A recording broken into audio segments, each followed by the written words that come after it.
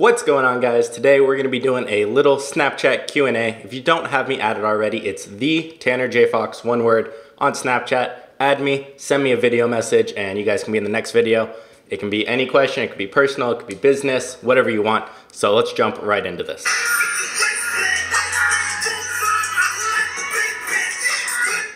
What's up, Tanner? It's Jesse from LA. I just launched my product 4 days ago. Well, today's the 4th day, and I got it ranking #1 on the first page of my keyword ranking. Fuck yeah. So my question is, what tips or advice can you give me after getting on the first page to keep it there, to keep that consistent income coming in?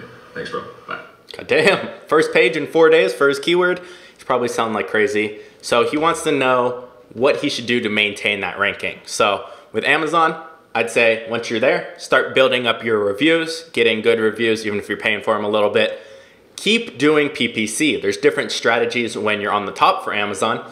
Maybe instead of trying to rank #1 for your keyword, you try and rank yourself on the second page, so bid a little lower so you show up in multiple spots. Now you can play around and see with it, but don't stop PPC just because you got to the top. It got you there, and you just need to maintain the amount of sales you're getting to stay there and not let anyone come in behind you. So focus on reviews, focus on PPC, and keep it up. 4 days, first page is insane. My question to you is, how do you get out of a rut? So I've been in a rut for about 2 years now, and I'm trying to initiate some action, take action, and primarily through Amazon FBA and crypto. So what would you suggest to get out of that?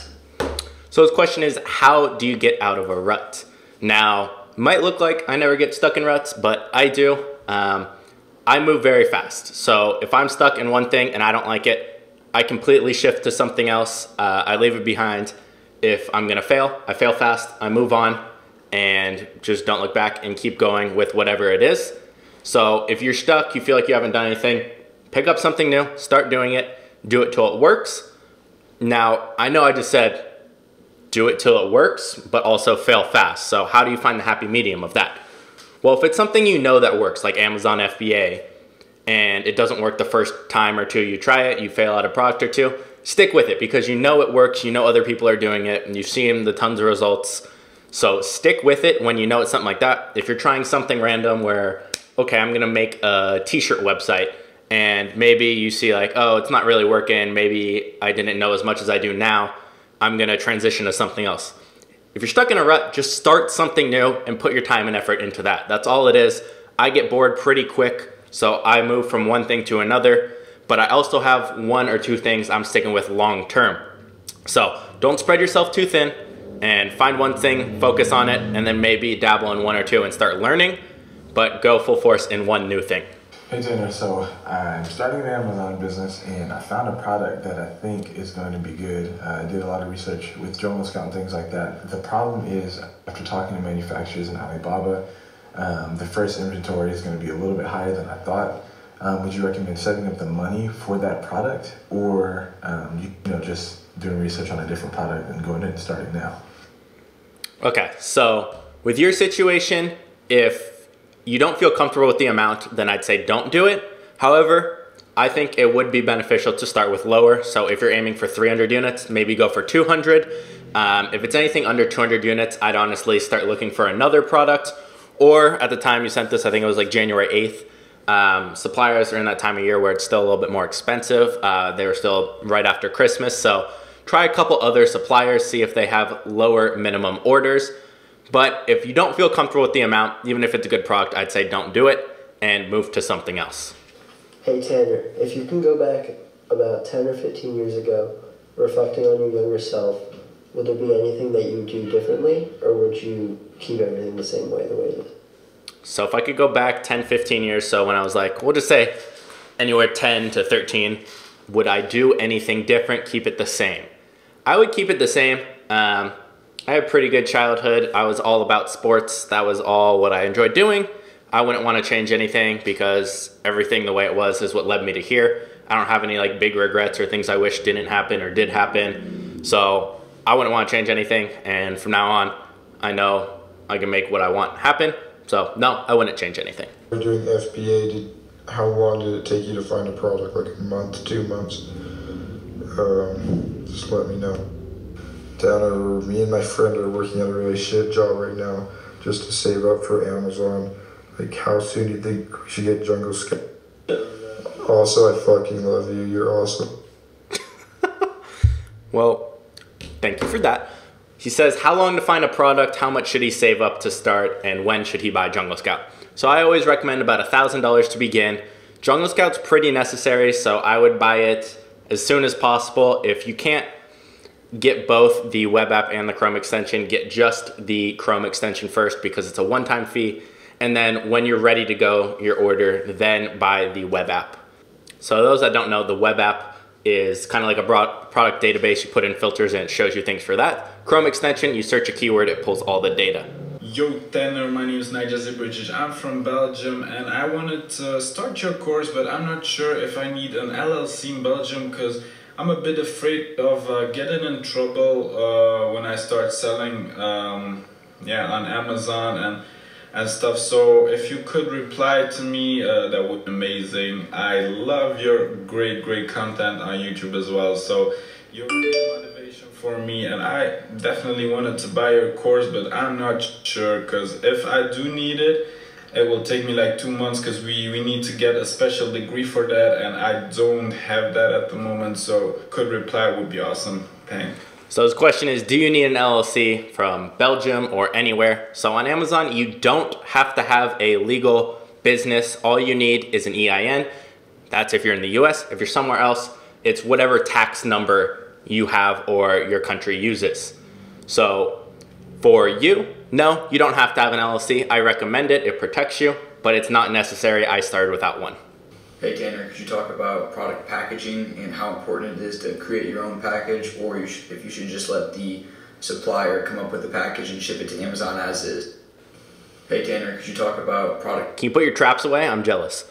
So he wants to know about product packaging on Amazon. So there's two ways of going about this. If you're just beginning, you're on a budget, I'd say don't worry about packaging. You don't have to show it on Amazon.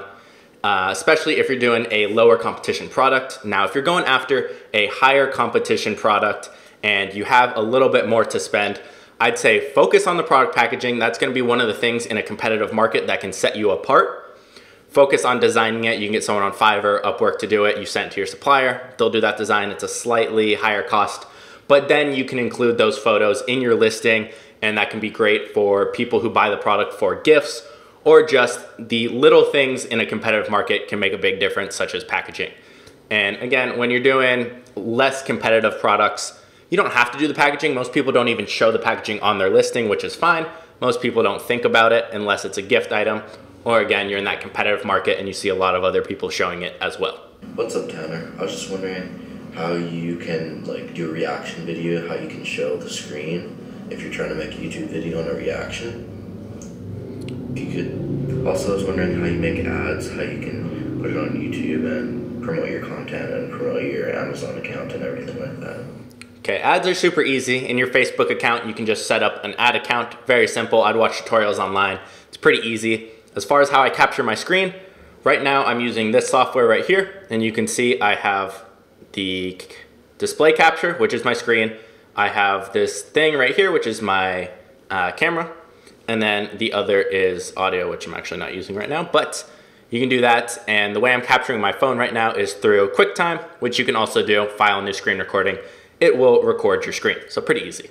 Well, we're out of videos, so we're gonna do a couple picture ones. If you guys want, send me videos, I open them first. Why don't I ever bring my car to Lambeau Newport Beach car shows? I don't like car shows. I don't think mine's that cool, to be honest. For car shows, I'd rather go watch. And they're too early in the morning. I don't wake up till like 9:30. I'm not getting up at 7. Not a chance. Kind of camera mic do I recommend? Your webcam. If you have the money, I have a Sony A6500 and the mic is a Rode Podcaster. But honestly, it doesn't sound much different than a blue Yeti Snowball. What type of Amazon selling business is the best in your opinion? Private labeling, merch, etc. Private labeling, by far, least amount of work. You can make the most amount of money. Wholesaling, you can make a lot also, but it's way, way more work. So he wants to know the best advice for selecting a first product on FBA. Just do your research, use the product tracker, and just use the methods I show, whether it's on YouTube or in my course. Obviously, there's more in the course. But just use those, track the product for a week, and it's hard to go wrong. Usually your worst case, if you do your research well, is you sell out slowly. Obviously best case, you can make tens of thousands of dollars. So is it worth that risk? I definitely think so. It's kind of a cool car too. Good amount to spend per day on PPC for a first product. Now it's gonna depend on how competitive the product is. Normally I start with $10. If you're more advanced, you can start with 20. It really depends. Sometimes I start with 50. It varies on the product. I'd say 10 a day is fine. Some you don't have to do PPC, but I let it run on auto for a week or two. I'll pull that data and then make it a manual campaign. And you should be profitable within a month on your PPC. Otherwise you're doing something wrong. So that's gonna be all for this video, guys. If you enjoy these type of videos, let me know. If you hate them, let me know. I'll stop doing them. But send me a video message on Snapchat, and hopefully I can do one of these a week if you guys enjoy them. If you don't, give me some other comments and let me know what type of videos you'd like to see. We have more Amazon content coming.